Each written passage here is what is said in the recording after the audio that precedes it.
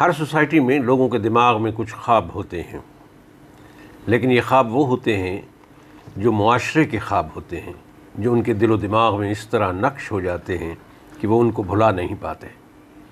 میرا ایک دوست یونیورسٹی میں میرے ساتھ پڑھتا تھا، وہ کہا کرتا تھا کہ میں پروفیسر بننے کی بجائے کسی تھانے کا SHO بننے کو ترجیح دوں گا۔ پروفیسر کسی کا کیا بگاڑ سکتا ہے؟ اس سے کون ڈرتا ہے؟ ہمارے معاشرے میں اگر کوئی کسی کو نقصان نہیں پہنچا سکتا تو لوگ اس کی عزت کیوں کریں گے؟ یہاں جو شخص کسی سے خوف کھاتا ہے اتنی ہی زیادہ اس کی عزت کرتا ہے۔ وہ کہتا تھا ہمارے معاشرے میں ہر شخص خوف کا بیوپاری ہے، خوف بیچتا ہے، خوف خریدتا ہے اور خوف کھاتا ہے اور خوف دلا کر دوسروں کو لوٹتا ہے۔ دراصل ہر معاشرہ اپنے لوگوں کو ایک ویلیو سسٹم دیتا ہے اور اس کے مطابق نئی نسل اپنی زندگی کے ماٹو اور منزل کا تعین کرتی ہے۔ چنانچہ یہ سارا کھیل معاشرتی اقدار کا ہے۔ آج ہمارے بچوں کے خوابوں میں سول سرونٹ کا لائف سٹائل اور اختیارات کا جو نشہ ہے وہ انہیں اپنی طرف بہت اٹریکٹ کرتا ہے۔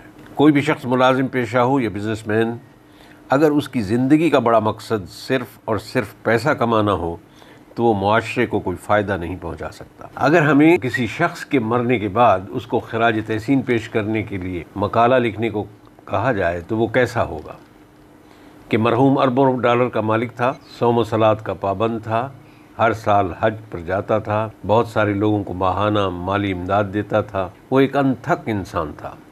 اس کی جیلی گھی بنانے کی 15 فیکٹریاں تھیں، اس کے علاوہ 10 کارخانے جیلی ادویات کے تھے جس سے اس نے اربوں روپے بڑی محنت سے کمائے۔ دھن دولت اس پر جم کر برستا تھا، مرحوم مٹی کو بھی ہاتھ لگاتا تھا تو وہ سونا ہو جاتی تھی۔ سمگلنگ کے بڑے بڑے سوداگر اس کی قابلیت کا دم بھرتے تھے۔ اس کی اعلیٰ صلاحیتوں کی بدولت 10 لاکھ لوگ کینسر سے اور 5 لاکھ لوگ ہارٹ اٹیک سے ملک عدم کو روانہ ہو گئے۔ اگر کسی شخص کی یہ ہسٹری لائف ہو تو کیا بنے گا؟ عزیزان گرامی، اگر آپ کو ہمارا یہ چینل پسند آئے تو اسے سبسکرائب ضرور کیجیے گا اور دوسرے لوگوں کو بھی شیئر کیجیے گا اور بیل کے بٹن کو پش کر دیجیے گا تاکہ ہماری ہر نئی آنے والی ویڈیو آپ تک فوراً پہنچ سکے۔